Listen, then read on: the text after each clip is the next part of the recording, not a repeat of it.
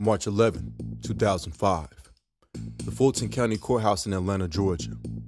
A lone defendant, Brian Nichols, overpowered a deputy, stole her gun, and killed 3 people in minutes. For 26 hours, Brian Nichols held an entire city hostage. SWAT teams, FBI agents, and helicopters scoured the streets, but Nichols stayed one step ahead. Brian Gene Nichols was born on December 10, 1971, in Baltimore, Maryland. Raised in a middle-class household, he played football all the way to the university level at Kutztown in Pennsylvania. By outward appearance, he was an average guy, but those who knew him said he had a troubled streak. Nichols dropped out of college and moved to Atlanta, Georgia in 1995, securing jobs at Hewlett-Packard and UPS. Years later, his ex-girlfriend, who had been with him for 8 years, described him as controlling and jealous. When she ended their relationship in 2004 and began dating their church minister, Nichols snapped. On August 19, 2004, Nichols allegedly broke into her home, tied her up with duct tape, held a gun to her head, and repeatedly assaulted her and beat her over the course of 3 days. He accused her of cheating, demanded that she obey him, and refused to let her go. When she finally escaped and reported him, Nichols was arrested on charges of rape, aggravated assault, false imprisonment, and burglary. Nichols' first trial began in early 2005, but it ended in a mistrial. Determined to jail him, prosecutors immediately prepared to retry him. Facing decades in prison, Nichols became desperate. During his time in jail, he exhibited manipulative behavior, convincing a female corrections officer to smuggle him food and contraband. He also crafted shanks and attempted to sneak them into the courthouse. Officials feared that Nichols was planning something, but no one knew how far he was willing to go. On March 11, 2005, Nichols was scheduled for a new court date. This time, he had no intention of going back to his cell. The morning started like any other in the Fulton County Courthouse. Guards led inmates to and from courtrooms, attorneys prepared their arguments, and judges presided over cases. Sheriff's Deputy Cynthia Hall prepared to escort Nichols from the holding cell to a private changing area, where he changed into civilian clothes for his trial. The moment Hall removed one of Nichols' handcuffs so he could change into his trial clothes, Nichols pounced. He beat her into a coma. Nichols then grabbed her Glock 40 service pistol, a radio, and her court access card. Then he stripped off his orange jumpsuit and put on the civilian clothes meant for his trial. He was no longer an inmate. He looked just like another man walking the halls of justice. He calmly stepped out of the holding area and walked straight to the judge's chambers. On his way, he bumped into case manager Susan Christie and Gina Clark Thomas, along with attorney David Allman. Pointing the gun at them, he forced them to lead him to Judge Roland Barnes' office. At that moment, Sergeant Grantley White saw something off. He tried to stop Nichols, but shoved the gun in White's face and forced him to handcuff the others. He then used the deputy's stolen radio to give a false all clear. To security, it looked like a routine prison transfer. The system logged no alarms and no red flags. Nichols had bought himself time hiding in plain sight. Then he stormed into the courtroom, where Judge Roland Barnes was presiding over another case. Without a word, Nichols shot Judge Barnes dead at point-blank range. The courtroom was full of screams. People scrambled for cover, but Nichols wasn't finished. Court reporter Julianne Brando, who had worked with Judge Barnes for years, didn't even have time to react before Nichols turned the gun on her and fired. She died instantly. Nichols made for the exit, and that's when Sergeant Hoyt Teasley, a 43-year-old veteran, rushed in to stop him. Teasley chased Nichols down the courtroom steps, shouting for backup. Nichols turned and aimed and fired. A single round struck Sergeant Teasley in the abdomen. He collapsed and died right there on the courthouse steps. In a matter of minutes, Nichols had killed 3 people and left another in a coma. Now he vanished into the streets of Atlanta, armed, dangerous, and ready to kill again. The streets of downtown Atlanta were packed with people heading to work, unaware that a killer was on the loose. Brian Nichols had just walked out of a high-security courthouse undetected, armed with a stolen Glock, extra ammo, and a thirst for survival. The police had no idea where he was. Within minutes of Nichols escaping the courthouse, law enforcement scrambled to contain the chaos. The Fulton County Sheriff's Office locked down all government buildings. The FBI was called in, and SWAT teams were deployed. Helicopters hovered the city as officers set up roadblocks and searched every car leaving downtown. But Nichols had planned his getaway. Nichols knew he needed to get out fast. He hijacked a green Honda Accord, shoving the driver out into the street before speeding away. Witnesses immediately reported the carjacking, giving police a crucial lead, but Nichols was already thinking 2 steps ahead. He dumped the car just miles away, switching to a different stolen vehicle. Then, just as authorities thought they might have him cornered, Nichols vanished. The news exploded nationwide. His face was plastered on TV screens from Atlanta to Los Angeles. America's Most Wanted broadcast his mugshot. A $65,000 reward was placed on his head. Every cop in the county was looking for him. Nichols had been on the run for hours. He needed a new escape plan. He spotted a young woman walking home from the gym. Nichols grabbed her, dragging her toward his stolen car. She screamed. Her boyfriend, just feet away, heard her and ran to her defense. The 2 men fought in the street, but for the first time that night, Nichols lost control. The woman escaped and her boyfriend called 911. Nichols ran. Despite everything he had done, he hadn't pulled the trigger this time. Did he hesitate? Was he shaken? Or was he saving his bullets for his next victim? Nichols was growing desperate. He needed a safe place to regroup, so he made his next move, hunting down a cop. Special Agent David G. Willem, a nice officer who had just finished a long day of work. Nichols tracked Willem to his home, just outside Atlanta. As Willem entered his garage, Nichols ambushed and killed him. Nichols stole Willem's badge, gun, and silver Chevy truck. In plain clothes but armed with the badge, he could bluff his way through a checkpoint, just long enough to vanish into the chaos. It wasn't a flawless disguise, but it was enough to make people hesitate. He had everything he needed to disappear, but instead, he took a detour. March 12, 2005, 2:30 a.m. In the middle of the night, Ashley Smith was home alone in her Duluth, Georgia apartment. A 27-year-old single mother, Ashley had been through her own battles. Her husband had been murdered. She had struggled with a meth addiction and was fighting to turn her life around. Then came a knock at the door. Before she could react, Brian Nichols forced his way inside, gun in hand, eyes full of rage. The most wanted man in America was in her living room. Nichols grabbed her, tied her up, and held her at gunpoint. Ashley knew what had happened in Atlanta. She knew who he was. She had a choice of fight, scream, or try to survive. She chose to talk. Ashley stayed calm the entire time. She told Nichols about her life, her husband's murder, her struggles with drugs, and how she was trying to do better for her daughter. Nichols listened. At some point, she reached for a book on her table, a devotional called The Purpose-Driven Life by Rick Warren.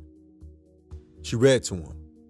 She told him that he was here for a reason, that God had a plan, that it wasn't too late to stop the violence. Nichols sat silently. He didn't say a word, but something changed. As the night dragged on, Ashley did something no one expected.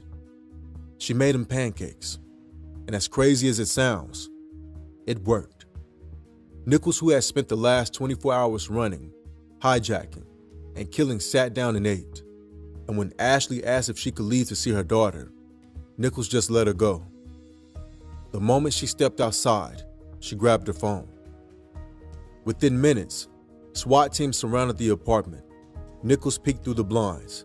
He saw the flashing red and blue lights. He knew this was it. He surrendered without a fight. The 26-hour manhunt was over. But why did he give up? Was it Ashley's words, the book, the pancakes, or did Nichols already know he had no way out? The evidence was overwhelming.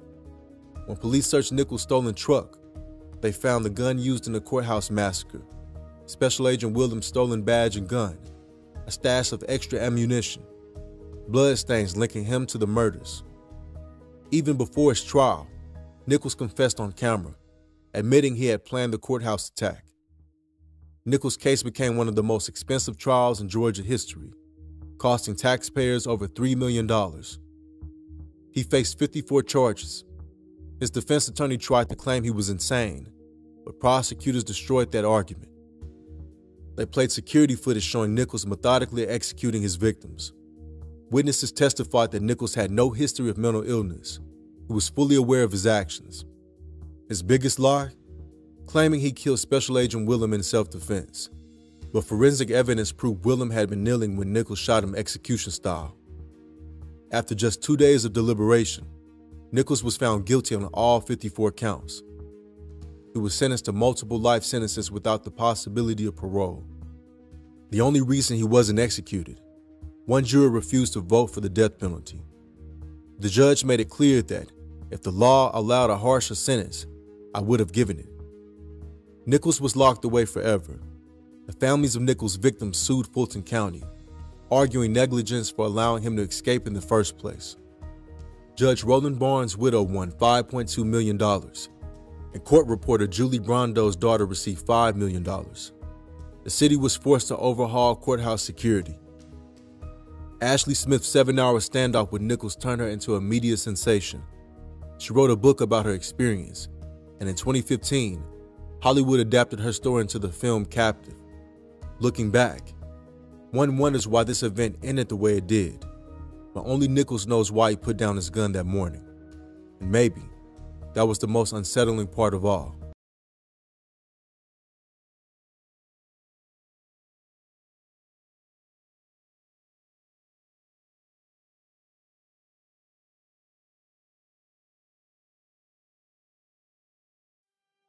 On April 1st, 1986, police officers found an elderly man named Raymond Kelly dead from stab wounds in his car outside a Miami bar. A gun he had in his car was missing too. Stealing the gun was a possible motive, but oddly, the victim was missing both ears. Either a signature or a trophy for whoever the killer was. Months later, it would turn out the killers had cut one ear off, dropped it in the dark, and then gone back to cut off the second. With the possibility of a serial killer on the loose, Miami PD sought out similar murders in the area. It didn't take long. The cops found two similar recent murders. One was a Vietnam veteran, stabbed while in a motel. The other was found dead in a park. The park and motel were close together. Both Caucasian males, both missing ears, and the victims were alone as well. 2 weeks after Kelly's murder, a black man was killed and had an ear removed. Multiple killers were involved. This time, someone left their fingerprint on the door jamb, but no matches turned up. Later in '86, there was an incident at an Opa-locka apartment complex. 2 black victims both shot to death. The cops arrived on the scene fast and started asking questions and looking for the perps. One of the suspects was still around. A towering 6'3" frame taking a piss in an alley. He was arrested and taken in for questioning.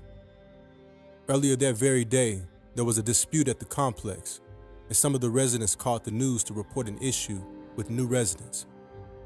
2 black men caught on camera ranting about their issues with their new neighbors. The Nation of Yahweh, a new religious movement that was revitalizing poor black ghettos and had a spotless record with local authorities, or at least that's the facade they put up. The news crew packed up and left. The men on the broadcast were executed hours later. That was the day Anthony Brown Hey, and Rudolph Broussard refused to move from a housing complex the Yahwehs were about to purchase. I'ma stay here until I get eviction notice. I don't care what they say. I do, cause they ain't going in. Just as simple as that. 10 hours later, after quarreling with staff-wielding Yahweh men clad in white robes, Brown and Broussard were shot and killed. This Yahweh disciple was arrested and confessed to the murders. Back at the station, it turned out that the suspect they caught was Narah Israel. He claimed to be 404 years old and had no memory of his life before conversion. They discovered 4 knives and a white robe in his car too. The white robe instantly pointed to the Nation of Yahweh. Something strange was afoot. Narah's fingerprint matched the one on the door jamb from the previous murder. But as far as the most shocking revelation that night after running his fingerprints that came back is Robert Rozier, a one-time St. Louis Cardinal, Oakland Raider, and a UC Berkeley star football player. Only a handful of people from Alaska had ever played in the NFL. Robert Rozier was one of the first. He was born into a military family, and they soon moved and settled into California around Sacramento. Rozier grew into an athletic sensation at Cordova High, a star defensive end and one of the best at that. A teenage Rozier could high jump 6 feet 7 inches, vertical jump 10 feet, sprint the 40-yard dash in 4.7 seconds, and bench press 375 pounds. Despite his athletic gifts, Rozier was a poor student and had a 1.32 GPA, effectively ending his prospects of making it to a D1 college. Rozier went to Grays Harbor College for a semester, then somehow made it into UC Berkeley. Now UC Berkeley has extremely high standards, and it's hard to get in. But a coach violated NCAA rules and got Rozier in. Rozier basically only went to religion and black history classes, and someone else would do his other classes. On the field, Rozier made a name for himself, and multiple athletes described him as the best athlete on the team. Off the field, though, those who knew him recalled his pathological line that he had a gun, used coke, and his pit bull named Nig. Ironically, Rozier portrayed himself as very religious. In his African American studies classes, he became enlightened by the works of Dr. Harry Edwards, a man who focused on careers of black athletes and a former consultant of the 49ers and Golden State Warriors. Rozier realized it was plausible that white owners were using black players for their bodies. After that, he wanted black players to boycott the '76 Olympics. That never happened, but it was a pretext for his future radical views. While at Berkeley, Rozier moved into his own apartment in Oakland. His new crib turned into a palace of sex and cocaine. He was even picked up by Sacramento police for contributing to delinquency of a minor during this time. Regardless, his coach turned a blind eye to the bad rumors regarding Rozier because Rozier was a standout star, their best player. In the end, he was removed from campus before graduation. The reasons were unspecified. In spite of dropping out, Bobby Rozier was still drafted by the St. Louis Cardinals in the 9th round of the 1979 NFL Draft, 228th overall. Rozier played as number 75 for 6 games in 1979. Though he started in none of them, still stuck in his bad ways, he was let go by the St. Louis Cardinals due to problematic behaviors, drug use, and petty crimes. Also, he had a terrible season for the Cardinals. No interceptions or tackles. The Cardinals had a terrible season that year. 5 wins, 11 losses, and they finished at the bottom of the NFC East. Still considered a capable player, Rozier played for 2 different CFL teams in 1980. First playing for the Hamilton Tiger Cats, then the Saskatchewan Roughriders. The Tiger Cats won the season that year, but the Roughriders had a horrible season with 2 wins and 14 losses. While playing football in Canada, he wrote 30 grand worth of bad checks and had 32 warrants against him that 1 year alone. With the RCMP looking to arrest him, Rozier left Canada never to return. Back in the States, he signed with the only team that would accept a reject like him, the Raiders. In fact, Rozier is not the only serial killer that's played for the Raiders. Rozier's time in Oakland only lasted 2 weeks. He vanished suddenly, and teammates thought he went to Africa. The Raiders won Super Bowl 15 that year regardless. Bobby wasn't actually in Africa as presumed. For whatever reason, Rozier went on a tour of the U.S. stealing credit cards and doing drugs. He was busted for a carjacking, and that earned him 6 months in jail. Robert Rozier disappeared to most who knew him after that. The destruction of America was set in motion the moment they brought niggas to the shores. You take one of our people out of the ghetto and move them into a white neighborhood, and inside of a month to 3 months, it's a ghetto again. And any man that has a solution to the black man of America has a solution to the problems of the world. I come with a proven solution. The Nation of Yahweh was founded in Liberty City, Florida, 1979. The Nation's Temple, a large, flat-roofed complex, was once a supermarket. and a food stamp center that caught fire in the 1980 Liberty City riot that rocked Miami. It was a prime time to start a racist cult too, because of racial tensions from the recent Miami riots caused by white police officers beating Arthur McDuffie to death, and their subsequent acquittal. The main tenets of the Nation of Yahweh were that blacks were the original Hebrews, Jesus is black, and white people were the cause of black people's struggles. The Nation of Yahweh portrayed an image of social reform and was highly active in the community. In the 1980s, they had over 12,000 members, a net worth of $250 million, opened several businesses, and revitalized broke neighborhoods. They had high social standing for this. On the inside, the Nation, like many other cults, brainwashed desperate people and featured things like members giving up their possessions to the church, extreme punishment for any type of disobedience, and ordering members to participate in crimes. Yulon Mitchell Jr. was their leader. He named himself Yahweh ben Yahweh, meaning God, Son of God. Yahweh was radicalized by his childhood and racist experiences in Oklahoma. He learned how to preach from his father, a Pentecostal preacher. Yahweh became a member of the Nation of Islam in the early 1960s. He was removed from the group in the late 1960s for corruption allegations. After that, he became a prosperity preacher for about 10 years until he was sued for fraud by his congregation, and his business partner was mysteriously murdered. At this point, he made his way to Miami and founded the Nation of Yahweh. Yahweh had mastered the art of swaying poor, desperate, and lost people by now. Yahweh had a good image in Miami, was even given a key to the city and his own public holiday, but he still had some critics. When he was accused of brainwashing black people, Yahweh responded that he was washing brains of white supremacy. Yahwehs were militant, and select members were known to walk around with hidden machetes for any threat of violence. Yahweh himself had a circle of 10 as personal bodyguards, and an inner circle named the Brotherhood, comprised of tall, strong, athletic men, the Death Angels. Enter Robert Rozier. Likely homeless and lost, Rozier wound up on the steps of the Temple of Love in 1982, sometime after his prison stint. He took the name Nara Israel, meaning child of God. Over the next few years, he became very devoted to his new faith and was eager to join the Brotherhood and impress Yahweh. To join the Brotherhood, Rozier would have to kill what Yahweh termed a white devil.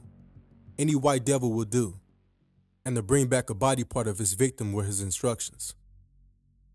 In April 1986, in the Miami neighborhood of Coconut Grove, Rozier followed a drunk white man to his apartment and killed him and his roommate with his sword, a 12-inch Japanese knife that members of the Brotherhood would carry.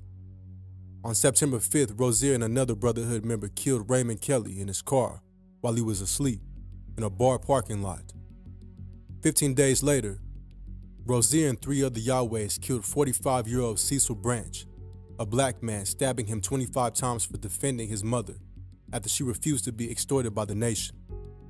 Rozier also killed the war veteran in the hotel, a man in the park, and a panhandler who annoyed him. He threw him in the water after. On October 27, 1986, the Nation of Yahweh bought a 5-building apartment complex in Opelika, Florida, for $480,000, about $1.2 million today. The Nation claimed that they were trying to improve the property, but members spent their week attempting to evict residents from the rest of the complex. On October 31st, the 2 whistleblowers were shot dead, and Rozier was arrested. After Rozier's arrest, the media was all over the story. Rozier was facing death for the murders. He chose to fight the case, and the Nation of Yahweh even hired a really good attorney for him. After 7 months of no progress, Rozier asked for a different lawyer. Fearing he might snitch, Yahweh publicly denounced Rozier as a liar and excommunicated him from the church. Was he a close associate of yours? No closer than you. Well, I'm in the media. He must have been an enemy of yours in that case. Apparently. I mean, was he one of a close, small circle of people? No. I don't have a close, small circle. My circle is Yahweh. How did you feel about what happened there? I'm against murder. I don't teach murder. It's obvious. But Robert Rozier says he was taught to kill. He's reported to be cooperating with federal authorities, describing his role in an elite circle formed for the sole purpose of eradicating Yahweh's enemies. The group's name has its origins in the Bible, where God's assassins were called death angels. Have you ever heard of the death angels? I read about it. Do you have any? Do I have any? No. Yahweh has plenty. Rozier felt betrayed and decided to snitch on Yahweh after this. In Rozier's testimony, he revealed shocking details describing murders and how he'd walk the streets looking for unassuming white people to kill. In court, an unremorseful Rozier confessed to 7 murders, but was only charged for 4. Snitching on Yahweh secured him a 22-year deal. Members of the nation started to inform on Yahweh, and the nation too. The testimony shocked everyone. One was a story about a member that argued with Yahweh, and Yahweh ordered all the members present, including children, to beat the man to death in front of him. Another, a case of beating a disobedient member with a dull machete, and firebombing a black community in Delray Beach. The nation was charged with more than a dozen murders. In the end, Yahweh was acquitted of murder after Rozier's testimony was discredited. Yahweh and 15 others were charged. Yahweh only got 18 years for murder conspiracy. Bobby Rozier was paroled after 10 years in 1996. Now Robert Ramsey's under the Witness Protection Program. After prison, Rozier denounced violence and expressed regret for his actions. He had 2 children, ran an auto detailing business, and did web design as well. Unfortunately, Rozier hadn't denounced check fraud. 3 years later in '99, Robert was arrested over a fraudulent check. When he was busted, Rozier told them exactly who he was, thinking they wouldn't blow his cover over a bogus check. That didn't work at all. An investigation found Rozier had written over $2 grand in bad checks. What would have been a misdemeanor was now being treated as a felony due to the fairly new 3 strikes law in California, something that came into effect in '94 while Rozier was in the pen. He probably had no idea. The 3 strikes law basically allows a new life sentence, even if the 3rd offense isn't a serious or violent felony. Robert was held on $10 million bail and sentenced to 25 to life. Despite his very undeserved and fortunate second chance at freedom, Robert Rozier has spent the entire 21st century in prison over some bad checks. Before Chuck Norris, Jet Li, and Jackie Chan, there was John Keane, aka Count Dante, one of the first martial arts celebrities and the archetypal fake martial arts guru. Count Dante capitalized on a time when Asian martial arts had a foreign and exotic mystique in America. Before kung fu flicks and local dojos embedded it into American culture, people thought karate was just guys splitting bricks and doing choreographed moves. It didn't have any appeal as far as self-defense or competition went. Through his pamphlet advertised in Marvel comic books, Count Dante made a small fortune and became a local celebrity in Chicago, the US, and even as far as Europe. Though footage of Dante is elusive and hard to find, his legacy lives through the fictional characters he allegedly inspired, like Sensei Kreese from The Karate Kid, Mr. Satan from Dragon Ball, and Zohan from Don't Mess with the Zohan. Through the 20th century, Asian martial arts slowly made their way from Asia to Hawaii and then to the American West Coast. They started to become popular in the early 60s, a time when America was still racially and culturally divided. Over in Los Angeles in 1961, Master Ark Wong became one of the first teachers of the martial arts to break the long-standing Kung Fu color line, which barred the teaching of China's sacred fighting arts to anyone that wasn't Chinese. The same year, a young Bruce Lee started doing the same at his Oakland studio, teaching his self-formed Jeet Kune Do. At the time, all of the few karate schools used to be Asia-run too, but soon, white-owned karate schools would start to pop up with signs and ads to the Japanese fighting art displayed in storefronts. Martial arts were popularized by ex-soldiers from the Pacific, so in the early 60s, dojos looked nothing like they do today. Most students were cops, ex-soldiers, and blue-collar tough guy types. Robert Trias was one of these students, an ex-colonel who fell in love with karate in the Pacific during World War II. Just a year after the war, Trias was credited with opening America's first karate school in 1946, and he wrote The Hand is My Sword in 1956, the first martial arts book published in the U.S. John Keane was born in 1939 into a well-to-do Irish family in Southside Chicago's Beverly neighborhood.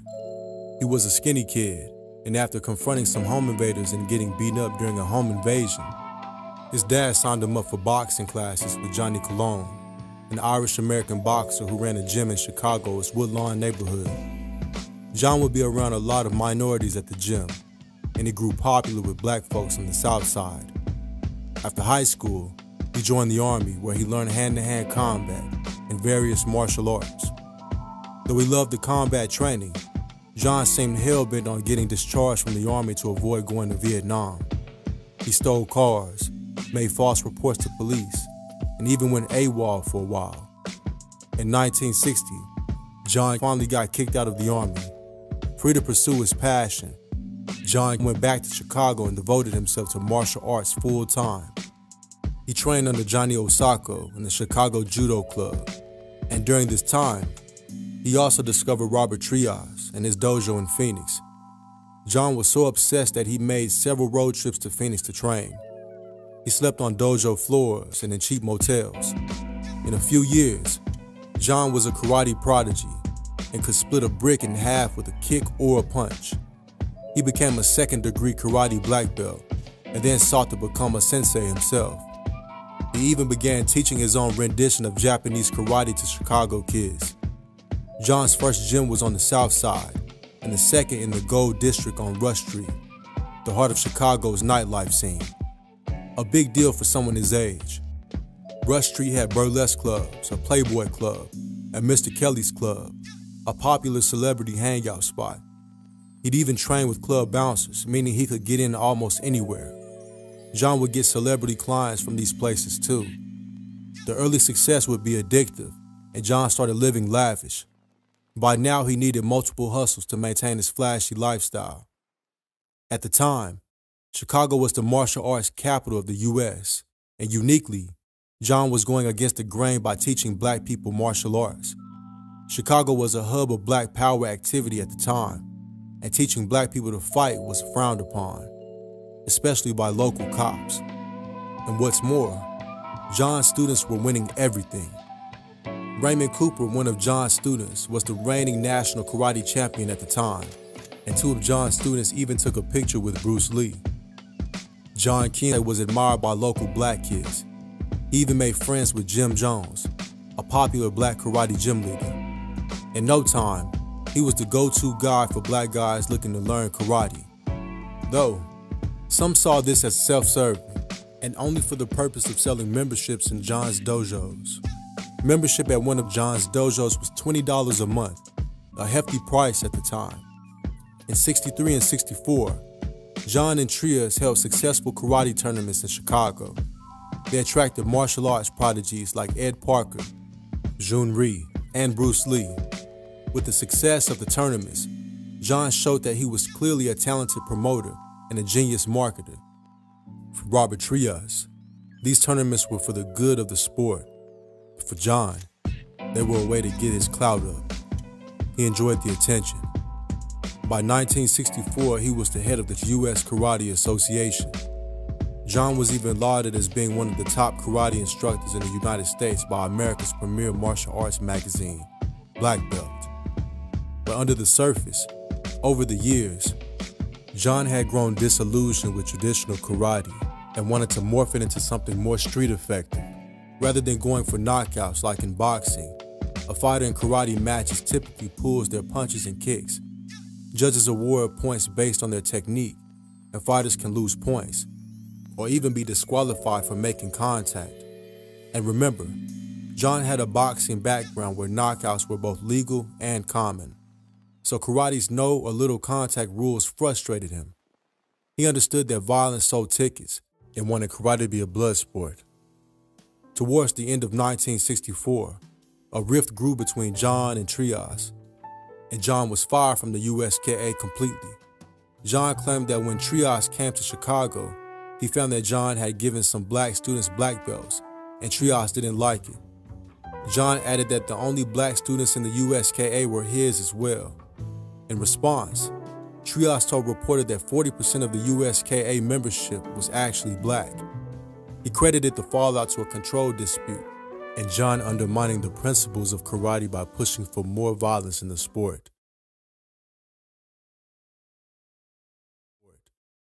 After parting ways with Trias, John, still only 25, founded the World Karate Federation. John would go out of his way to distinguish his WKF schools from the USKA.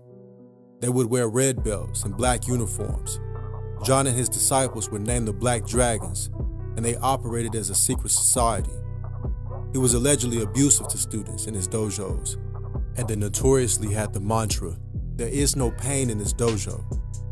In his dojos, prospective brown or black belts would be put in a dimly lit room and be forced to fight up to 4 people, one after the other. The initiation rituals involved sticks and knives too, and students were even rewarded with beers and burgers for injuring a mentee. On the streets, John would take it a step further. At local bars, he'd instigate bar fights by slapping a drink out of the scariest guy's hand and blaming it on one of his students. John was all about real-life applications, and this was a way to test his students' hearts.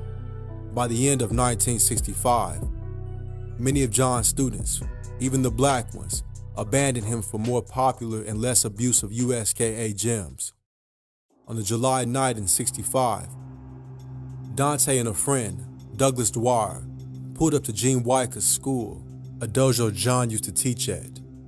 They approached the dojo and stuck a 40-inch dynamite stick and blasting cap to the front window. John had some kind of grudge against the dojo, and this was revenge. After a few tries at lighting the fuse, it wouldn't stay lit, so John lit an entire box of matches, lit the fuse, and they took off. They circled the block and came back to find nothing happened. John stepped out to try again, but a detective's car showed up out of nowhere. They took off and led the cops on a high-speed chase until Doug turned down a dead-end street. They were arrested and John got hit with 2 years of probation, but no jail time. John later played the incident off as a drunk and stupid prank when questioned by a reporter. But the incident did land John on the FBI's radar and showed the kind of turn he was taking in his life.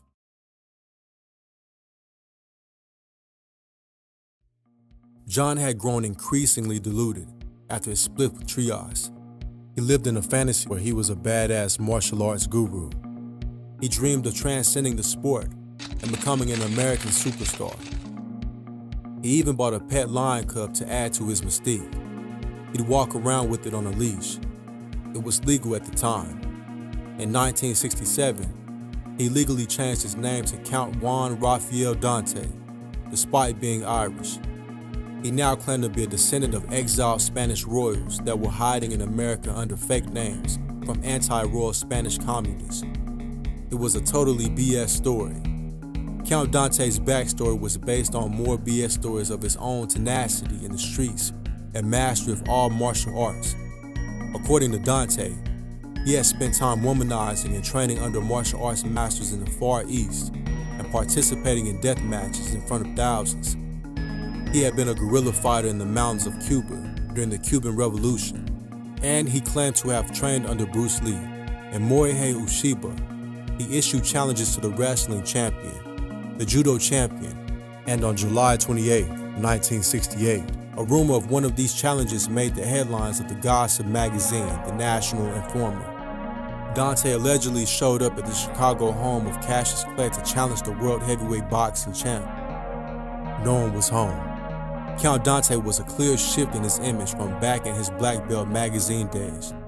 John, now Count Dante, was branding himself as a mysterious and violent martial arts guru. Dante changed his physical image too.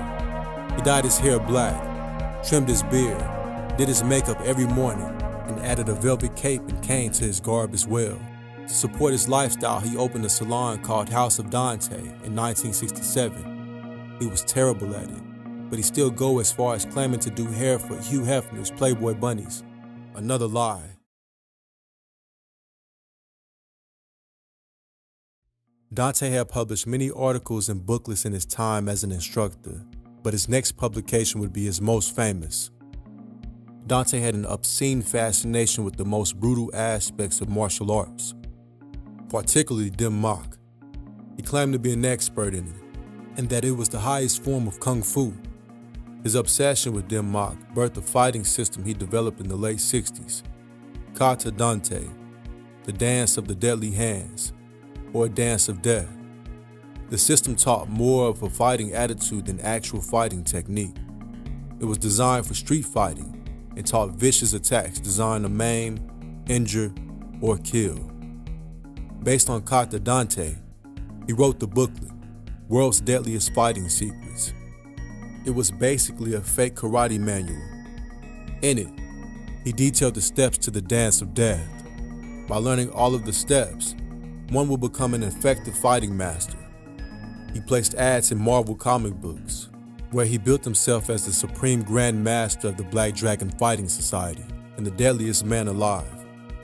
For $5, one could mail order World Deadliest Fighting Secrets and also receive a free Black Dragon Fighting Society membership card. To impressionable comic book readers, it was viewed with the deadly mystique as something that can incapacitate a man with a few strikes. The ads appealed to people with boring, mundane lives, or a chance at the excitement his methods offered. It was popular with bullying victims too. Inside the booklet, World's Deadliest Fighting Secrets, the first 2 pages dragged on about Dante's martial arts prowess, his strikingly handsome looks, and his devotion to classical singing. Those were followed by photos of Kian in a black silk gi, demonstrating techniques like the groin slap or grab and tear off, often called monkey stealing a peach, on Doug, the second deadliest man alive, Dwyer.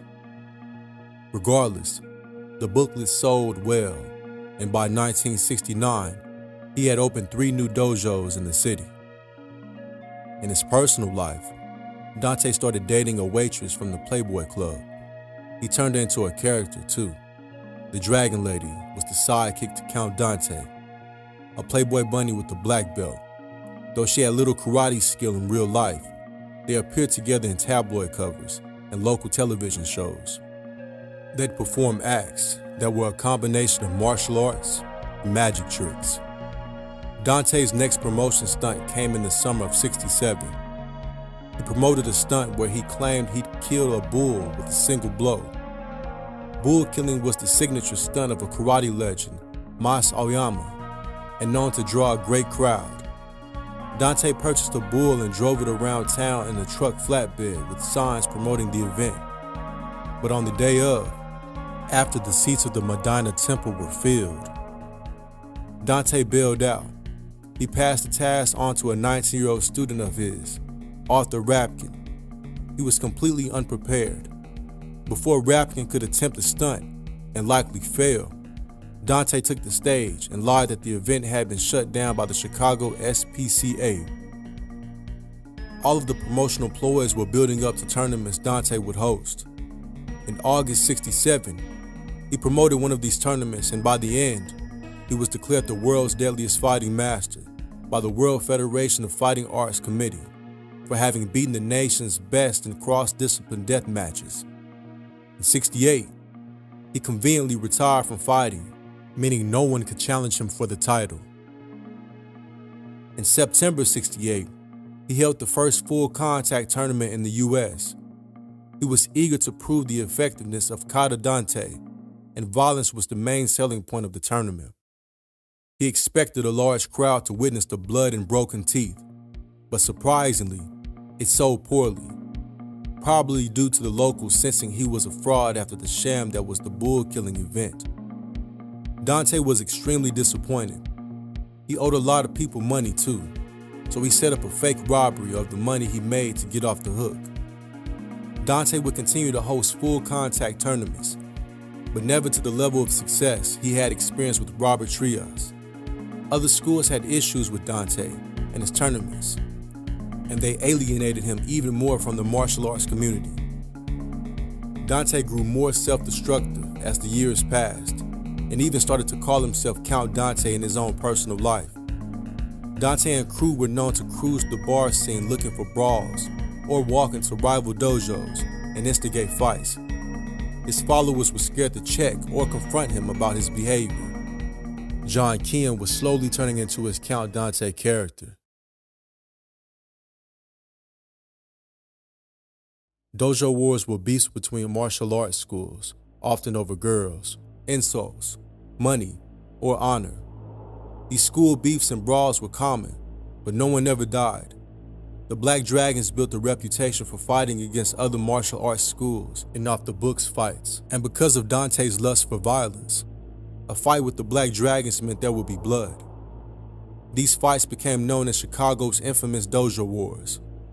Dante's proclivity for taunts and threats led to several altercations with rival gyms, smashed dojo windows, and students and instructors being jumped on the streets. The Green Dragons in Logan Square were one of the Black Dragons' biggest rivals. The Green Dragons went way back to the early 20th century, and they were known for their use of medieval weapons. Their gym itself was full of these primitive deadly weapons, giving off a dark, grim vibe. Promotions at Green Dragons were similar to gang initiations. One had to fight 8 different people till they dropped. They went on for hours. On top of that, it was private and popular with the Chicago police. In April 1970, word went around that the Green Dragons had called John a washed-up hack, something John couldn't let go. He rang up Jim Konsovich, a 6'2", 265-pound 26-year-old, and Dante's best friend. Konsovich was a judo champion and legendary brawler in the streets. Jim was Dante's protege, and the first person Dante would ever call for backup. Some say Jim Konsovich was the Count's only friend, aside from his protege Bill Aguiar.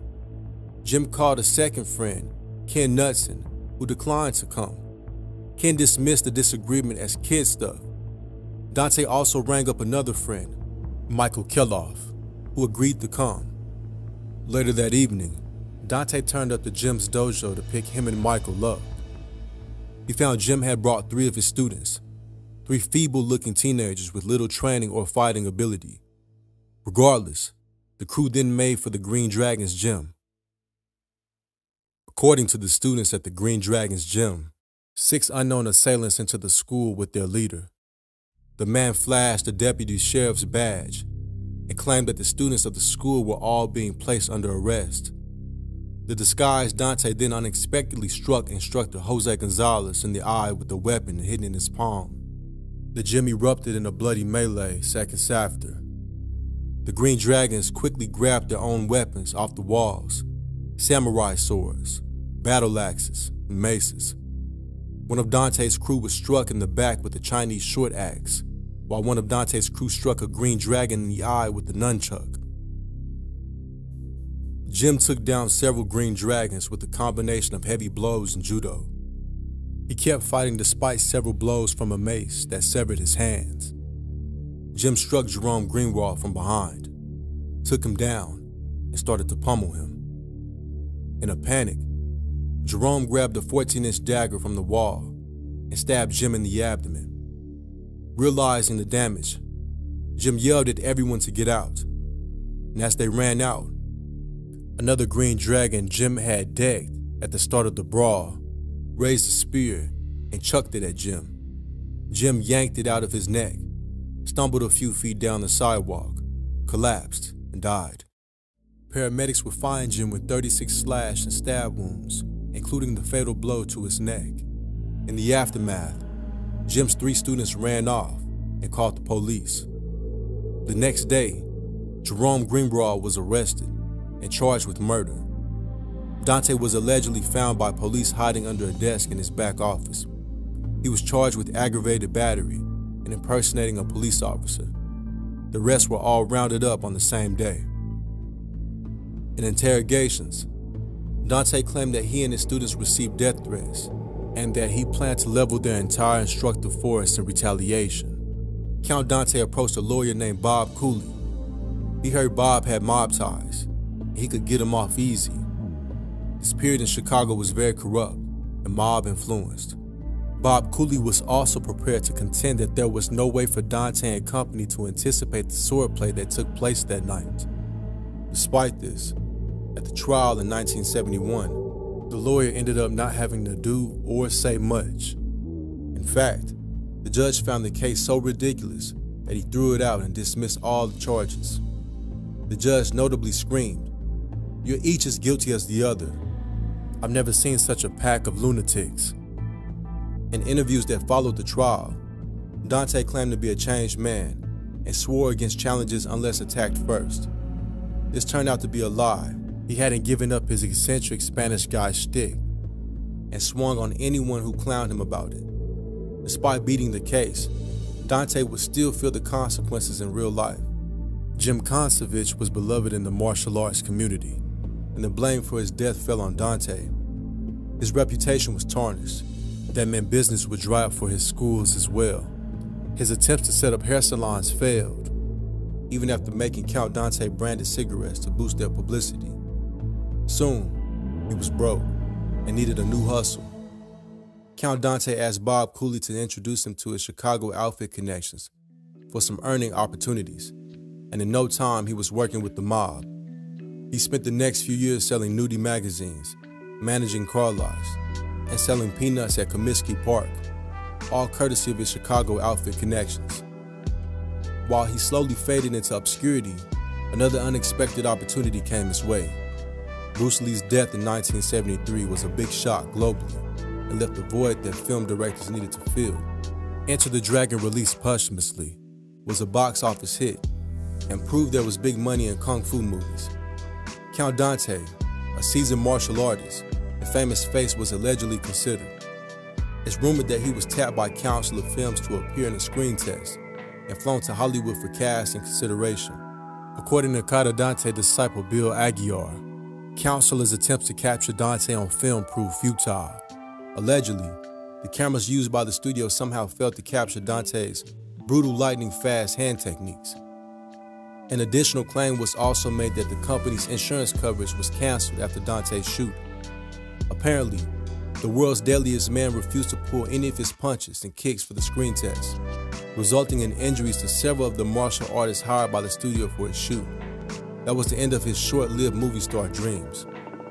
With the movie role falling through, Dante made back for Chicago and dabbled even heavier in mob activity.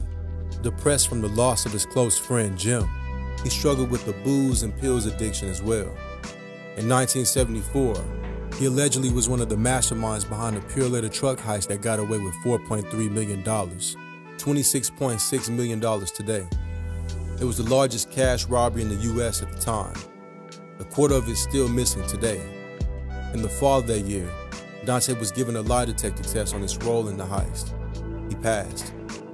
In 1975, Count Dante would have one of his last media appearances.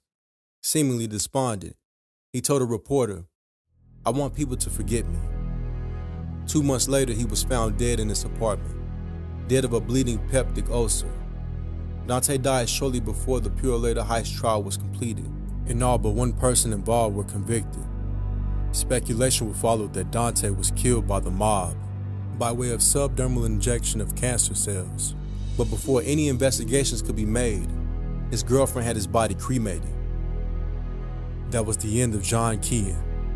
Sadly so, at the start of the golden age of martial arts, film releases propelled martial arts to new heights, the like which Count Dante would have been thrilled to be a part of. Count Dante was a man ahead of his time, his own worst enemy, and a story straight out of a comic book. Did Willie Pep die in the ring or something? I don't believe that so. name stands out to me for some reason. I don't believe so. Okay. Benny Perrette died in the ring. Benny Perrette was killed by Emil Griffith. Emil Griffith beat him to death in the ring after Benny Perrette teased him for being gay. He kept talking shit about him being gay. And he beat the shit out of him? He beat him to death. Oh, was he gay? I believe so. I believe so. I think that was the rumor. Wow. He beat him to death. Great rivalries are possibly the most engaging aspect of any form of sport. Two opponents that are locked in an ongoing feud. Two teams that are constantly jockeying for position and bragging rights. There is something about a pair of equally matched competitors that appeals to even those who don't necessarily watch any form of sports. A good rivalry can break out of its native sport and make its way, battered and bruised, into the mainstream media, even onto the screens of those who would normally never have an interest. In almost all cases, this is good for the sport. However, sometimes an intense rivalry can lead to mainstream coverage for all the wrong reasons. Sometimes bad blood and ill feeling can go from elevating a contest to dragging it down into the gutter. And just occasionally, it can be so bad and the backlash so severe that it threatens the very sport itself. Today we're headed back to the 1960s in the world of boxing, a landscape that would be almost impossible to recognize compared to the sport it is today, long before the advent of multi-million-dollar purses. In a time where pay-per-view on satellite TV was the sort of thing a science fiction writer would dream up. And a time when the norms of the sport were much different than they are today. The year is 1962, and two promising fighters are about to try and settle their rivalry once and for all. The reigning champion is Benny "Kid" Paret, a 25-year-old fighter from out of Cuba with a record of 35 wins and 11 losses. He had taken the welterweight title from Don Jordan in 1960 and was renowned for his ability to endure damage and take punches only to fight back and eventually carve out a victory for himself. His opponent is Emil Griffith, a 24-year-old who was born in the U.S. Virgin Islands, one of 8 children. He moved to New York at the age of 12, a promising fighter who was tearing through everyone that was put in front of him. He was favored by the bookies going into what would be the men's third encounter. Paret had been the champion and faced up against Griffith in April 1961 for what was his very first title defense. Griffith got the better of him via knockout in the 13th round after dominating the fight. Paret would reclaim the title at the end of September that same year, albeit via a disputed split decision. This set the two men up perfectly for the deciding match, each with a loss to the other and something to prove. Both men determined to prove that they were the one that should wear the welterweight title, and neither willing to give it up without a decent fight. On March 24, 1962, they were headed to Madison Square Garden to settle their score once and for all, in front of a baying crowd and broadcast by ABC to the viewing public at home. In the build-up to the fight, there was more than the usual back and forth between the two. What had started off as a score to settle and a point to prove, turning to bad blood at the weigh-in. Paret was aware of some rumors that swirled around Griffith. The fact that he designed hats, had spent time working in a garment factory, and had his sexuality questioned on occasion. Paret decided to address this by touching him and whispering something in his ear. At the time, the media and newspapers reported either that there was a confrontation without specifying what caused it, or that Paret had leveled an unmanly insult at Griffith. Later, Griffith would clarify that Paret leaned in and whispered, "My on," in his ear. The literal translation of this Spanish word is f***ing, but hardly does justice to how insulting it was. We need to bear in mind that this is the early 60s. Even an accusation or an insinuation of homosexuality would have been enough to ostracize a man in most circles. Later in life, Griffith would come out as an openly bisexual. However, this was a time when homosexuality was still considered a crime in almost every state of the U.S. and would be nothing short of disastrous, no matter how wrong it seems to his career. Far less, the hyper-masculine and macho world of boxing where fighters traded on their tough reputations. Both men came from cultures that valued manliness, and Paret knew he would get under Griffith's skin with his needling insult, letting him know what he thought of who he was. And it certainly did the trick. Emil had to be physically held back from attacking Paret, dragged away by his trainer. After the near scuffle had quietened down, the two went their separate ways and the stage was set for the official confrontation between the ropes. When the bell rang, It was clear from the outset that Griffith, the challenger, had a point to prove. He started strong and maintained the pressure, easily winning the first 5 rounds. However, the 6th round came with the stark reminder that Kid Perret was not to be underestimated. He caught Griffith towards the end of the 6th with a punishing hook that sent him to his knees for an 8 count. Emil used the ropes to get back to his feet, down but not out. The 7th round was more even, but the 8th was arguably Perret's. Griffith seemed to be slowing down, maybe still struggling to shake off the cobwebs from the 6th round hit and through until the 10th round. And it was looking less and less like Emil Griffith was going to have it all his own way. There was back and forth, but neither fighter made any significant headway. The 10th instilled renewed vigor into Griffith, catching Perret with a clean hit and sharp follow-up combo that sent him back into the corner. Seeing him dazed, Griffith closed the distance and began to open up on his opponent. Hit after unanswered hit came in from Emil's right hand. Sharp, accurate uppercuts, catching his opponent clean. Perret slumped down a little, but weathered the storm. Neither fighter could make their mark on the 11th round. A fairly tame affair by all accounts. But the 12th is where everything would change for all 3 men inside of the ropes that night. Not long after the commentator had remarked that this was possibly the tamest round yet, Griffith again launched a clean right and sent his opponent into the corner once more. He landed an uppercut, clean, and snapped back Perret's head. It was followed by a second, and then a third. Benny Perret was being held up by the ropes, seemingly unable to meaningfully defend himself. The punches kept on landing and the damage to Perret's head and face grew with every hit that Griffith was landing. Perret once again slid down, but this time seemed almost unconscious already. More punches moved his head almost entirely through the ropes. Emil's left arm held him in place as more unanswered hits were rained down, and finally, mercifully, after what was later calculated to be more than 20 punches with no response, referee Ruby Goldstein stepped in and pulled Griffith off. Emil Griffith had won the 3rd fight convincingly, but Benny Perret hadn't moved from the corner and instead slid down onto the canvas, entirely unresponsive. While his corner and the medical staff began to look over the prone Perret, Emil Griffith was interviewed in the ring. After all, he had regained the championship against his bitter opponent, one who had gravely insulted him. And what did he have to say about it? While he was initially happy with the result, the growing crowd around Perret and the lack of any response was beginning to draw the attention not only of Emil, but of the audience. The interviewer tried to seize the moment back by directing his attention to the instant replay. This would be the first time that slow-motion instant replay was utilized in a boxing match, or on television at all, and it was unfortunate to say the least. Emil watched in silence as he saw himself land blow after blow on that black and white screen.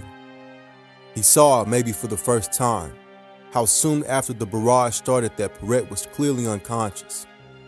Every hit looked worse than the last, and it was clear to anyone that Kid Perret had been defenseless for most of it. Every impact, another sickening thud, and they just kept landing for what seemed like an eternity. Griffith had little to comment on the replay. He watched as his opponent left the ring on a stretcher, and the joy at winning his hard-fought match was suddenly replaced with the very real concern that he had done serious damage to Benny Perret. Perret was taken by ambulance to a local hospital where Griffith attempted to visit him and check on his condition. He was not allowed to do so. Despite trying for multiple hours, he was kept away. Medical staff did what they could to stabilize Perret and he slipped into a coma. As it happened, Benny Perret would never regain consciousness and would die in the hospital 10 days later. His cause of death was bleeding on the brain from the damage taken. This news devastated Griffith and led to very tough questions being asked by the public at large. Many questioned the actions of Ruby Goldstein, the referee. Why hadn't he stopped the bout? Why hadn't he stepped in sooner to prevent this damage being done? Ruby was a respected ex-boxer and a seasoned referee. He gave a number of reasons to justify the delay and stoppage. He pointed to Perret's habits of taking heavy damage in fights, only to come back swinging and win. Even the fact that his head was knocked through the ropes at a point had seemed to the referee as a tactic, one he had often seen, that fighters used to avoid some of the more devastating punches. The instant replay of the final flurry with Perret almost lifeless on his feet led to calls for the sport to be banned outright. Griffith was shouted at and insulted in the street, as if he had killed his opponent on purpose. When it was suggested to Ruby Goldstein that his late stoppage was the cause of the death, he had this to say: "No one is to blame. It's the type of sport it is. Death is a tragedy that occasionally will happen." The shadow of Perret's death loomed large over the rest of Emil Griffith's career. He remained a promising contender and was in the conversation when it came to the best pound-for-pound welterweight fighters, even capturing the middleweight belt at one point. But something changed in him after this fight. He lost his killer instinct. It was as though he was afraid to try too hard to finish his opponents, opting instead to outbox and outclass them. He still managed a hugely successful career, marking his place as one of the all-time greats, but he never forgot that night in 1962. The same can be said for Ruby Goldstein. While his comments at the time were fair and measured, he later revealed that the incident had traumatized him entirely. He had lost sleep, and his health had suffered as he considered whether or not he had missed an opportunity to save the fighter's life that fateful night. The tragic tale of the fight between Griffith and Perret is one that has been reviewed and repeated many times. The first use of instant replay, unknowingly capturing a fighter's death, and it was a watershed moment for many reasons. Just sadly, not one that anyone involved would like to dwell on. Emil Griffith passed away in 2013 at the age of 75. His cause of death was kidney failure. A man who held both the welterweight and middleweight titles. One who had suppressed his sexuality for fear of reprisal for many years. And one who at every moment that night in 1962 and onwards bitterly regretted having taken the life of his opponent in the ring. In Las Vegas in 1994, before his rematch with Julian Jackson, a man considered his equal as a power puncher, Gerald McClellan, inserted a tape into his hotel room VCR. It was common for fighters to watch tapes of their opponents as they studied them pre-fight. But on this tape was footage of a different kind of fighting. As he watched, his coach Stan Johnson walked into the room. To Stan's surprise on the TV was a video of a man with a stocking over his head, watching two dogs tear at each other. It was an illegal dog fight, and the stocking-clad man was Gerald himself, hiding his identity in case someone ever found the tape. A year later, on February 25, 1995, the two-time middleweight champion was down on one knee blinking hard after knockdown.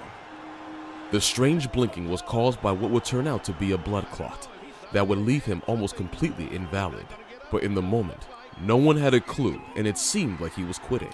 It's one of the most bizarre scenes I've ever seen. In one corner, they've got Gerald McClellan over in the corner there with doctors trying to make sure he's okay. The crowd cheered hard for their home favorite, Nigel Benn, the biggest victory of his career. The victory would soon be soured 2 weeks later by the news that Gerald was rendered completely blind, partially immobile, and with limited comprehension. Though the loss didn't do anything to damage Gerald's legacy, soon another revelation of his character and personal life would. His alleged penchant for dogfighting brought a wave of hate on top of the sympathy for what became of the once indomitable fighter. Unbeknownst to many, dogfighting is nothing new in rural American communities. It traces its roots back to 1817, when crossbreeds of bulldogs and terriers were brought to America from England or Ireland. Dogfighting was a sensation, with regular matches being held in many cities nationwide. While this barbaric sport was outlawed in the 20th century, it continued to flourish underground. The pastime, originally popular in white communities in the South, had gained rapid and immense popularity in the African American communities, to such an extent that it is still a widespread underground sport, despite being a felony offense in all 50 states. Many young boys now ask for pit bulls instead of a football or basketball, and just as many are desensitized to watching them maim and maul each other. One infamous case that gained national attention was that of Michael Vick and his Bad News Kennels. The NFL star was apprehended and imprisoned for almost 21 months for his involvement in the large-scale operation. Despite accounts of him enjoying the violent dogfights and executing underperforming dogs by drowning or electrocution, the debacle did open up a debate about selective empathy, specifically when it came to dogs. But in a lesser-known case before Michael Vick's, another African-American millionaire athlete faced allegations of taking joy in watching pit bulls fight to the death. None other than boxer Gerald the G-Man McClellan. To me, knocking somebody out is like, it's a good feeling. Reigning triumphant in 31 out of 34 fights in his 7-year career, Gerald McClellan was one of the next superstars in the middleweight division, even more impressively in the division's golden age, a division stacked with the likes of Roy Jones Jr., James Toney, Chris Eubank, and Nigel Benn, to name a few. McClellan was a boxing prodigy as an amateur, notably having beaten Roy Jones Jr. in an amateur fight at the Golden Gloves Nationals and becoming a national champion in 1987. A year later, he beat Roy Jones Jr. again in an Olympic trials semi-final. Oddly though, Jones was selected to represent the United States at the Seoul Olympics, where he won gold. In the pros, Gerald was a product of Detroit's famed Kronk Gym under the tutelage of trainer Emmanuel Stewart, who had a record of training power punchers like Tommy the Hitman Hearns. He equally taught Gerald how to be a menacing puncher. Gerald was known for his lethal power, having one of the highest first-round knockout ratios in the history of boxing. Stepping into the ring with a vicious mindset, he won all of his first 10 fights via round 1 knockouts. He had a fantastic record, losing only 2 out of his first 29 fights. He took a shot for the WBO middleweight title against another puncher of the same caliber, John the Beast Mugabe, in 1991. In a dominant performance, Gerald knocked him down 3 times in round 1 and won the match and the title by the 3 knockdown rule. Then came another big hit in 1993, the battle for the title of WBC Middleweight Championship, when Gerald was put up against the hardest hitting fighter of that time, Julian the Hawk Jackson. This fight was indeed a mega fight, with the most exciting middleweight champions pitted against each other. Gerald, without wasting any time, pelted Julian with consecutive attacks, and Julian, despite landing some clean hits on Gerald, failed to knock him down. It was an all-out brawl, and Julian eventually had the upper hand as he landed some hard blows in the second and third rounds. Gerald, desperate for breath and wrapped in rage, started once again till he threw the lethal left hook that knocked Jackson out of the ring and into the first row. Gerald ended up winning the title in the 5th round. He defended it thrice, including in his rematch with Jackson, which ended in a first-round knockout. Gerald settled into the champ life and embraced his new persona as the G-Man. He was obsessed with the color green, and he'd wear flashy green suits and drive a green Mercedes-Benz. In his private life, much of his time was spent on womanizing and on the other sadistic hobby he had since childhood, and all the new money would allow him to indulge fully. Stan Johnson, Gerald's coach, described Gerald as an aggressive and violent man in and out of the ring. Most violent man that ever put on a pair of gloves. That probably had something to do with Gerald growing up on the wrong side of Freeport, Illinois, where dogfighting was awfully common. Gerald, molded by the harsh environment, grew a peculiar interest in the dogs, as he admired their unwavering tenacity and their disregard for pain. Stan Johnson, who was also Gerald's good friend and sidekick on his barbaric adventures, revealed that despite being afraid and sick of the activity, he got into it after witnessing it himself. Johnson further said that these fights, lasting for about 45 minutes, were so bloody that Gerald often came home covered in blood. Stan said that Gerald often enjoyed the moments, chanting, "Shake, baby shake," as his dog got hold of its opponent's neck and tore at its throat. He had trained his dog, Deuce, a beige and white pit bull, to be just like him. Gerald loved Deuce to such an extent that he had a tattoo of him, but he only had that kind of affection for Deuce. He never had the same regard for any other dog. Stan had another tale of Gerald's morbid fascination with dog fighting. The story had Gerald walking into a dog store and claiming he needed a dog to take care of. "Yeah, you got a good home now." The owner remarked as he gave Gerald a black Labrador. Later, Gerald took the dog home, walked it down to his basement, and taped its mouth shut. He then unleashed Deuce on the defenseless Labrador. "Get him!" Gerald would then check his watch to time how long it took Deuce to finish off the Labrador. According to Stan, Gerald defended the act as sparring for his dog. And even though the Labrador probably didn't stand a chance in a fair fight, he taped the Labrador's mouth shut so Deuce, a championship dog, wouldn't have any scratches and bites on fight day. He held a steadfast belief that his dog needed to kill something every day, and just like a fighter sparring for a bout, Deuce would keep his skills sharp. His love for the blood sport even often had him betting his own purse money in the projects of Chicago. $10,000 wagers in crowds full of gangbangers and drug dealers. Donnie, the black battle cat Pendleton, a first cousin of Gerald, would recall his obsession with pit bulls and how they'd take them with them to Gerald's training camps in Detroit. Gerald would drive in his green Mercedes with a big truck in front of them with the dogs in cages. According to him, Gerald reasoned that if he had to fight for a living, then the dogs did too. According to Donnie, Deuce was once winning a particular fight that Gerald had money on. All of a sudden, the other dogs started to rip Deuce's throat out. In a panic, in fear of losing his most beloved dog, Gerald told the dude, "Stop the fight!" And the dude said, "No man, you started the fight." Gerald said, "You stop this motherfucking fight! Stop the fight!" "I quit. Here's your money." Gerald, dressed in a snazzy leather suit, picked the bloody dog up, slung him over his shoulders, and put Deuce in the back of his Mercedes. On the drive home, he got in the back seat and sewed Deuce's severed neck himself, while he cried and swore he'd never put Deuce through something like that again. Such was his attachment to Deuce. Unlike Deuce, though, another dog on his roster once lost a $7,000 fight and got no sympathy from Gerald.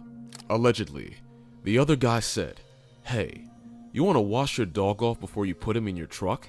Gerald pulled a 9mm out of his back pocket, aimed it at the dog's head, and killed him on the spot. He remarked, "Put that motherfucker in a plastic bag. I don't need him if they can't fight no better than that. I don't need no motherfucking dog that can't fight." A thesis on his sentiments towards canines. Stan and Donnie remembered another crazy outing with Gerald. One time in Florida, after a visit to a mall, the flamingos outside caught Gerald's attention. After exclaiming, "Right, watch this, watch this!" Gerald sped up and plowed right through one. He allegedly got a real kick out of it. He laughed and checked to see if his crew found it funny too. They didn't. It wasn't just a psycho move, it was a convictable offense too. But that was the Gerald the cameras didn't show you. A man who sought violence. He ran over a few more flamingos that evening. While all was going smoothly for him, Gerald decided to part ways with Emmanuel Stewart in 1994 in a dispute over money.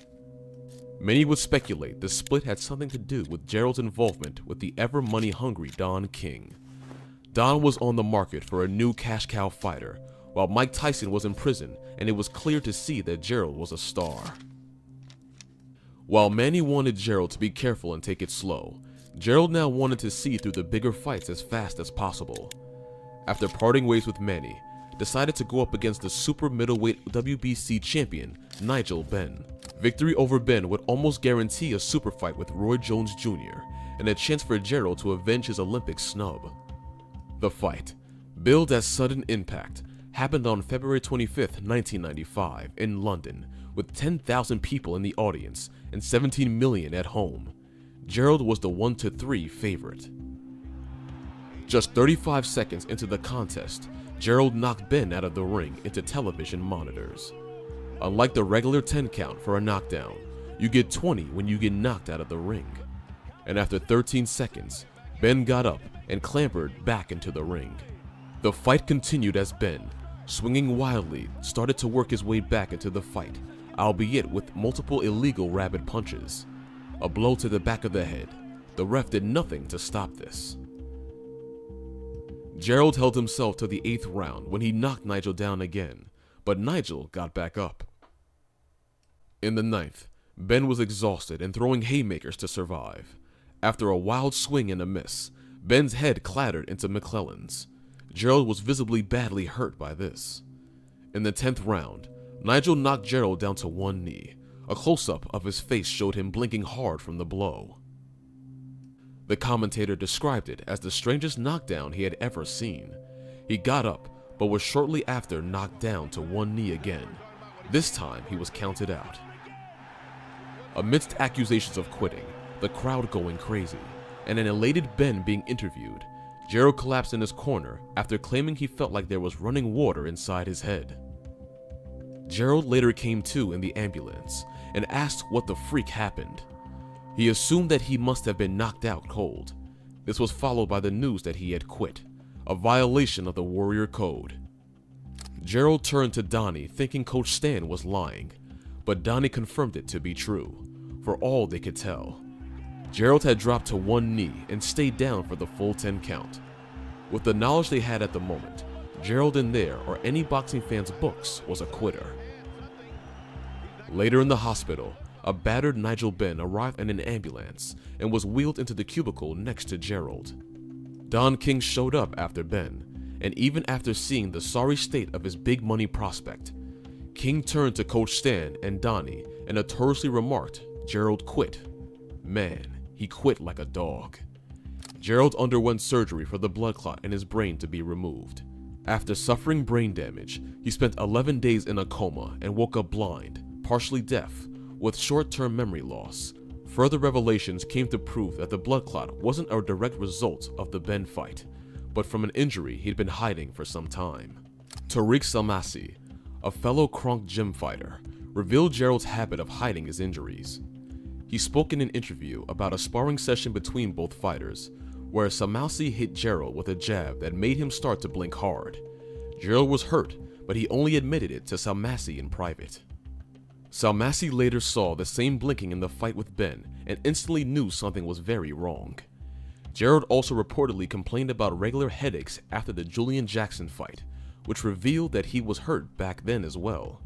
When the news that Gerald was finished as a fighter broke, Coach Johnson would catch heat for not throwing in the towel when he could see his fighter was struggling, a decision he claims he will regret for the rest of his life. Ever since, Gerald McClellan has been under the care of his sister, Lisa McClellan, who revealed in a documentary that he is not entirely deaf but struggles to comprehend when spoken to. 6 years later in 2001, after some tip-offs, the police raided one of McClellan's properties in Texas, a kennel operation that bred and trained dogs to fight. Gambling fights were frequently held on the premises as well. They found scarred pit bulls in cages and equipment used to train them for maximum aggression in fights. They also found meticulous records that Gerald had kept on the dogs and their fighting records. Though it is unclear whether Gerald was still actively involved given his condition, the news came as a shock to many. Henceforth, dogfighting would now come up almost every time his name was brought up. The revelations of his bad habit divided opinions on his legacy and character. Though many can separate the artist from their art, a good chunk of people lost sympathy for him entirely. The blood and gore of dogfighting might just have been the impetus that made him such a vicious opponent in the ring. All in all, the knowledge of the G-Man, his background and his vices paint a picture of a great fighter but a terrible human being. A story of violence and how easy it came to him. Anthony Wayne Smith was a force to be reckoned with. Drafted as the 11th overall pick in the 1990 NFL Draft, his talent on the field was undeniable. A towering presence, Smith could dismantle an offensive line with ease. His fans adored him, and his teammates trusted him to deliver. But behind the helmet and accolades lay a man wrestling with demons far darker than anyone could imagine. What followed was not just the fall of an NFL star. It was the descent of a man into unspeakable violence, leading to one of the most disturbing stories in the history of professional sports. Born in Elizabeth City, North Carolina, Anthony Smith was a standout athlete from the start. His size and power made him a natural fit for football, and his relentless drive set him apart. After excelling in high school, he earned a scholarship to the University of Arizona, where he quickly gained a reputation as one of the most dominant defensive players in college football. The Los Angeles Raiders drafted him in 1990, a first-round pick destined for greatness. Over 8 seasons in the NFL, Smith built an impressive resume, 57.5 sacks, 190 tackles, and a reputation as a quarterback's worst nightmare. He was a cornerstone of the Raiders' defense and a nightmare for opposing offenses. But off the field, cracks began to show. Teammates whispered about his fiery temper. Coaches noted his unpredictable behavior. Some chalked it up to the intensity required to succeed in the NFL, but others saw hints of something far more troubling. When Smith retired in 1998, his departure from the game was unceremonious. Many players struggle to adjust to life after football, but few take a path as dark as Smith's. After retirement, Smith's life spiraled. His temper flared more often, and stories of violent outbursts became harder to ignore. By the early 2000s, the once celebrated athlete had become a man under suspicion, a man whose name would soon be tied to some gruesome crimes. The first major case came in 1999, with the abduction and murder of Kevin and Ricky Nettles. The brothers were kidnapped from a car wash, tortured, and branded with U-shaped burns on their faces. Their deaths were horrific, marked by deliberate cruelty that left investigators stunned. At the time, there wasn't enough evidence to link Smith to the crime, but whispers about his involvement began to circulate. In 2001, Dennis Henderson became the next victim. Kidnapped and tortured, he was stabbed over 40 times before his throat was slit. The violence wasn't just excessive, it was calculated. Investigators noted that Henderson's injuries suggested someone who knew exactly how to inflict maximum pain. For years, these cases remained unsolved, haunting both law enforcement and the victims' families. But in the late 2000s, advancements in forensic science and witness testimonies reopened the investigations. Slowly, a pattern emerged. The evidence pointed to Anthony Smith. The reopening of the Nettles and Henderson cases revealed chilling details. The zip ties and ropes linked to Smith were eerily similar to those used on the victims. Witnesses identified Smith as being present at key locations tied to the crimes. Most disturbingly, investigators found books in Smith's home, titles like Kill Without Joy and Professional Killers, an inside look. These weren't casual reads. They suggested an obsession with the mechanics of murder. Prosecutors argued that Smith had been studying how to kill effectively, painting a portrait of a man who had turned his intelligence and physical power toward horrifying ends. But the most shocking revelation came in 2008, with the murder of Mauricio Ponce, a mechanic and former friend of Smith's. Ponce had been lured to a remote desert highway in Antelope Valley, where he was beaten, stomped, and shot. The brutality of the murder mirrored the earlier cases, solidifying the narrative that Smith was a calculated, sadistic killer. In 2012, Anthony Smith stood trial for the murders of Kevin and Ricky Nettles, Dennis Henderson, and Mauricio Ponce. The courtroom became a battleground of starkly contrasting narratives. The prosecution painted Smith as a cold-blooded killer. They described his crimes as meticulously planned acts of terror, designed to inflict maximum suffering. The branding of the Nettles brothers, the prolonged torture of Henderson, and the vicious killing of Ponce were presented as evidence of a man consumed by violence. The defense argued that the evidence was circumstantial. They pointed out the lack of DNA evidence and the absence of murder weapons. They claimed the zip ties and ropes could have been coincidental, and the books on killing were nothing more than morbid curiosities. But the jury was unconvinced. The testimonies of witnesses, the forensic evidence, and the sheer brutality of the crimes left little doubt. On November 5, 2015, Anthony Smith was convicted of 3 counts of first-degree murder. The jury deadlocked on the Ponce case, leaving it unresolved. Smith was sentenced to life in prison without the possibility of parole. Anthony Smith's story is a tragic paradox. To millions of fans, he was a hero, a fierce competitor who embodied the grit and determination of professional football. But beneath the surface, he was a man consumed by rage, a man whose potential was overshadowed by unspeakable acts of violence. This case serves as a chilling reminder that the public image of an athlete can mask the darkest of truths. For the families of his victims, the verdict brought some closure, but it could never erase the pain of their loss. In the end, Smith's name would not be remembered for his dominance on the field, but for the trail of horror he left behind.